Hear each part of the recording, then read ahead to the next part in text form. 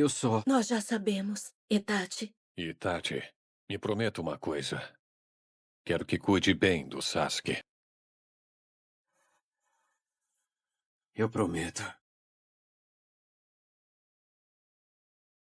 13 anos. Essa é a idade que o governo de Konoha achou aceitável para colocar numa criança a responsabilidade de exterminar a própria família. E o mais perturbador é que isso funcionou. A vila ficou estável, o segredo ficou mantido e a narrativa foi controlada perfeitamente. E o menino de 13 anos passou o resto da vida sendo o vilão de uma história que ele foi obrigado a escrever. No episódio de hoje a gente vai entender por que o clã Uchiha ele foi exterminado pelo próprio governo e por que isso recaiu inteiramente nas costas de Uchiha Itachi. Numa única noite, uma família inteira foi apagada, não por um inimigo externo, não por uma guerra, pelo próprio governo da cidade que jurava protegê-los. E o executor dessa ordem foi o filho mais brilhante dessa família, que tinha apenas 13 anos de idade. E esse não é o começo de uma ficção científica distópica, tá? É o que Naruto passou temporadas inteiras escondendo de você. Quando a gente assiste Naruto pela primeira vez, a narrativa ela é clara.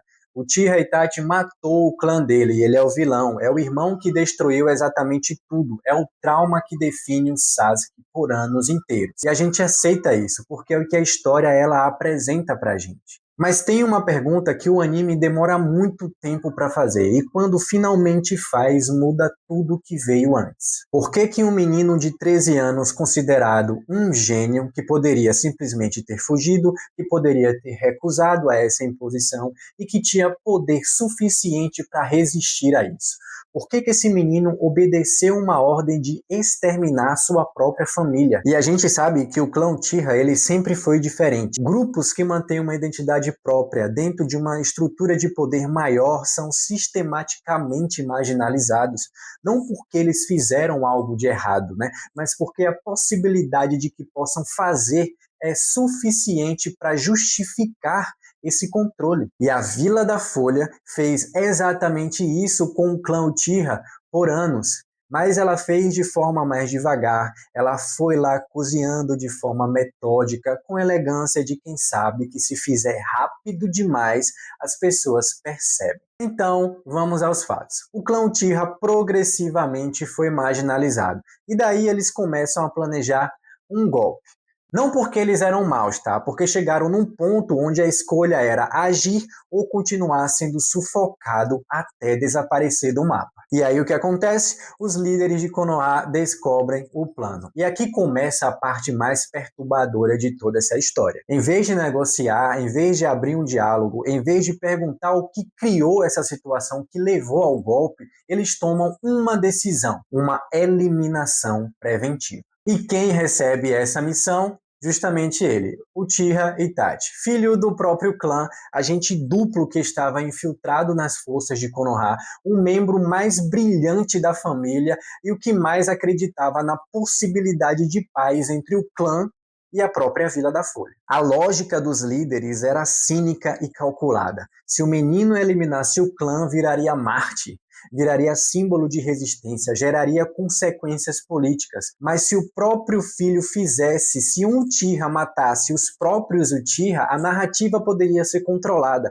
poderia ser apresentada como uma loucura individual, tá ligado? Como tragédia interna, como algo que não tinha nada a ver com decisão política. Itachi tinha apenas 13 anos quando recebeu essa escolha, e ele tinha duas opções: de executar o clã e salvar a vila de uma guerra civil que mataria muito mais gente, ou recusar e assistir o conflito se espalhar e o clã ser destruído de qualquer jeito e ver Sasuke morrer no meio desse caos. Não era uma escolha entre o bem e o mal, tá ligado? Era uma escolha entre qual tipo de devastação seria. Mas antes de falar o que Itachi escolheu, eu preciso que você entenda o que ele perdeu ao fazer essas escolhas. Itachi, de forma brutal e esquematizada, massacrou o próprio clã numa única noite e poupou apenas uma pessoa, o seu irmão mais novo, Sasuke Uchiha, que dormia enquanto tudo acontecia. E aqui está a decisão dentro de uma decisão que a maioria das análises passa de forma muito superficial.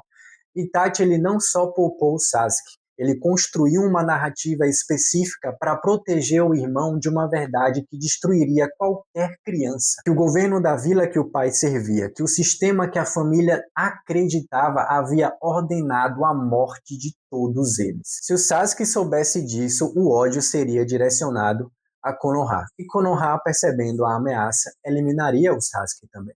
Então Itachi fez algo que só alguém com um nível absurdo de amor e frieza simultâneo consegue fazer. Ele se tornou o vilão da história do irmão, voluntariamente, deliberadamente, sabendo que ia carregar aquilo dali para sempre. E passou anos e anos seguintes sendo caçado, sendo odiado, sendo o monstro da narrativa de todo mundo, sem poder corrigir, sem poder explicar, porque explicar significava expor Konoha demais, significava colocar Sasuke em perigo iminente. Itachi, ele não é um vilão que tinha razão apesar das ações dele. Ele é um homem que fez a coisa horrível, inimaginável, e ainda assim cada decisão dentro dessa coisa horrível foi tomada com o único objetivo de proteger o Sasuke. Mas aqui está onde a análise precisa ir além do Itachi. Porque o Itachi, ele não é o ponto central dessa história, tá? O ponto central é o sistema que criou a situação onde Itachi existia como uma única solução. E aí eu quero que você pense junto comigo. Se Konoha tivesse tratado o clã Uchiha com equidade desde o início, se não tivesse isolado, marginalizado, afastado do poder progressivamente, o golpe nunca seria planejado. Se quando o golpe foi descoberto, os líderes tivessem escolhido o diálogo em vez da eliminação, Itachi nunca teria sido colocado nessa posição. Se a estrutura de poder tivesse mecanismos de questionamento interno, alguém poderia ter parado e perguntado se havia outra saída, mas as estruturas de poder que chegam no nível que Konoha chegou não têm mecanismos de questionamento, tem mecanismos apenas de manutenção. E quando a manutenção do sistema entra em conflito com a justiça para os indivíduos dentro dele, o sistema sempre escolhe a si mesmo. E aí eu vou citar Danzo, os anciãos, os líderes que tomaram a decisão de eliminar o clã. Eles não eram monstros querendo o mal,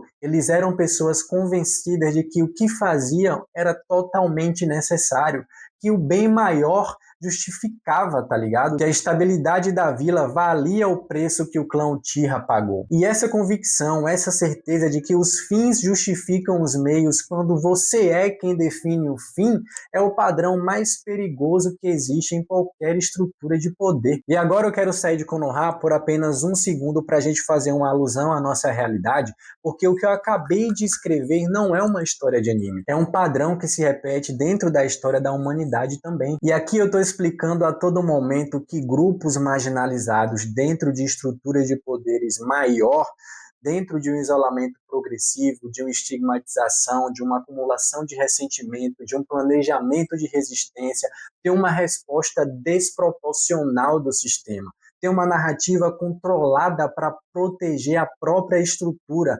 E aí você consegue pensar em exemplos reais disso? E aí eu não vou muito longe, não. Não precisa ir lá pegar dentro da história antiga, não. Olha para qualquer estrutura de poder suficientemente consolidada. Uma empresa, uma instituição, um governo, uma comunidade, e você vai encontrar alguma versão desse padrão funcionando perfeitamente. O anime, ele não criou esse padrão. Ele só teve a honestidade de colocá-lo dentro de uma história onde você pudesse vê-la de fora sem poder se defender. A gente cresce aprendendo a identificar vilões apenas pela sua aparência, pelo riso maléfico, pelo plano de dominação mundial, pela crueldade óbvia, mas os sistemas que causam mais dano, raramente eles têm rosto.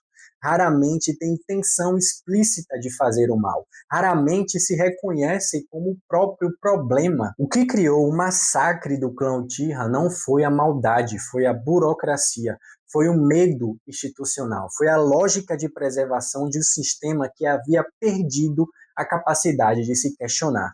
E isso é muito assustador do que qualquer vilão com uma intenção clara, porque você não consegue apontar, você não consegue combater, você não consegue resolver eliminando uma pessoa. O problema é a estrutura, e a estrutura ela só muda quando as pessoas que estão dentro dela param para assumir que estão certas pelo simples fato delas existirem há muito tempo. E aí eu te pergunto, o clã Uchiha ele tinha razão? Sobre o isolamento, sim. Sobre a marginalização, também. Sobre o tratamento desigual, com certeza. O golpe que planejavam, aí é mais complicado, porque responder injustiça com violência cria um ciclo que raramente termina melhor de quando começou. Mas aqui está a pergunta que importa de verdade. Eles chegaram no ponto do golpe por escolha ou porque todas as outras saídas foram sistematicamente fechadas antes? Itachi ele entendia isso, porque ele não odiava Konoha mesmo depois de tudo. Por isso ele continuava protegendo a vila que o usou como ferramenta e depois descartou ele. Não por ingenuidade, por uma compreensão que poucos personagens de ficção atingem.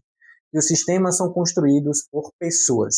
E pessoas cometem erros por medo. Que medo não é desculpa, mas é uma explicação. No próximo episódio dessa série, a gente vai entrar fundo em Itachi de verdade. Não no massacre em si, mas no que ele fez depois. Como ele viveu sendo o vilão da própria história. E o que isso revela sobre o sacrifício, identidade e o preço de proteger alguém que não pode saber que está sendo protegido. Até o próximo vídeo. Valeu!